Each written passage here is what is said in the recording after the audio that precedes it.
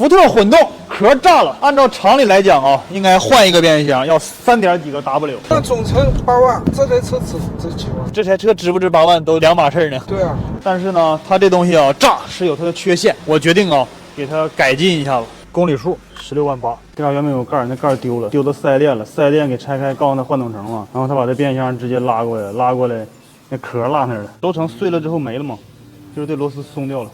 螺丝松掉了。这个上面这个带4个眼的是螺丝，这螺丝松掉了，松掉之后把这壳给顶漏了，硬茬给顶漏了，这家伙都绞出丝儿来了，看到没有？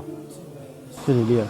炸开了，这块是给这个轴承接油润滑的，油来了之后接的油给这个轴承润滑，这块这个眼儿给这个轴承润滑，这块这油道，这轴承是老哥一个没给设计，硬干的，然后我给他设计一个润滑的油道，做一个挡板，完给它拦制，让它往里倒吧。这个挡板割下来在这儿做一个油槽，完给这个轴承往里注油，油不飞溅吗？在变速箱里头飞溅的时候到这儿，它自己就会流到轴承上面去，然后就润滑了，大概是这个意思。就是飞这边的油全流这块去，这个位置开个洞，大概就这儿了。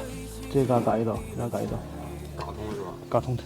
原车那个轴承内缘转了跑了，给它处理了一下，等会儿把这个齿啊全给它组装上，组装好了之后再把这个轴承镶上，镶上之后螺丝扣上，轴承就不会碎了，不会碎了，基本上差不多了。这个钉这儿就开始要往里去了呀，这个感觉这块往这边流，这边也是立起来一点。这个齿啊在这儿之后，这些齿甩的油甩这里去了，能理解吧？这些齿会带油的，带油甩在这里，甩在这里打到这上面，自己再自然流下来就够了，还要再往起来一点。轴承碎了之后把这块磨的，原本是磨不到的，就是先把轴承这嘎整好，再去焊这个板，这头漏那块啊，找了个铝片补上了。这个轴承不是磨外缘了吗？然后做了一个铝套给它镶进去了。